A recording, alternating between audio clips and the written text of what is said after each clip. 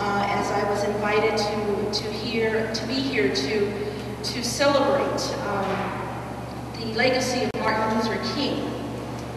I contemplated a lot of things. The gathering is entitled "A Stone of Hope, Building on the Dream Today." And I contemplated many things about, I was a child in the 60s. I remember the horror.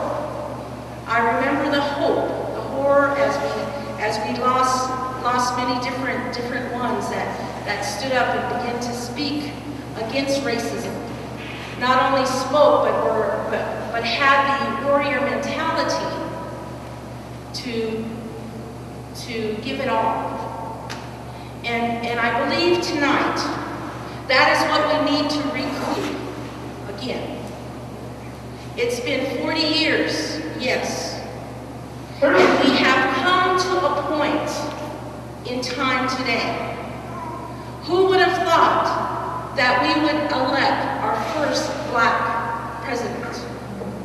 The dream lives on, the vision lives on.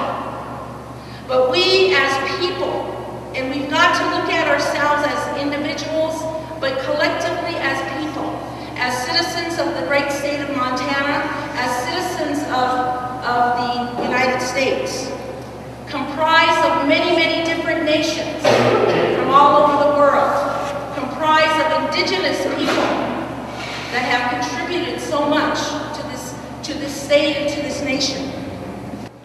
One person at a time, one child at a time. Our voices have to be heard. We cannot be complacent. We cannot say that we have arrived. We have only just begun. We have a president who is a Black man in the United States.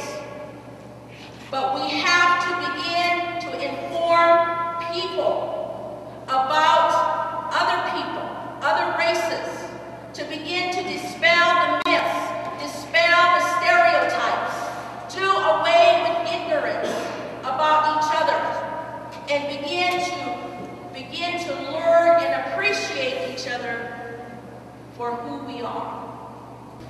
If we don't understand our history, we're likely to repeat the same mistakes that we've made in the past. And I don't mean that as a cliche, I mean it as a true challenge to understand how we've come to celebrate Dr. King's legacy. As so often is the fact,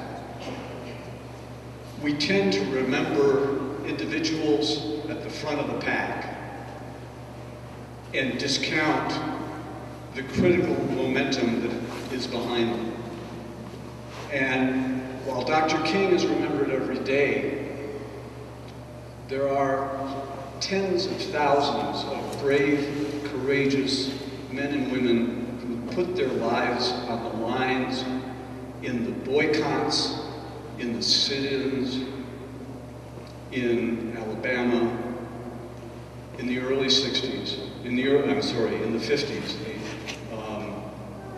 56 to 62 really was the era of the movement establishing itself as it fought segregation and the Jim Crow laws of the day.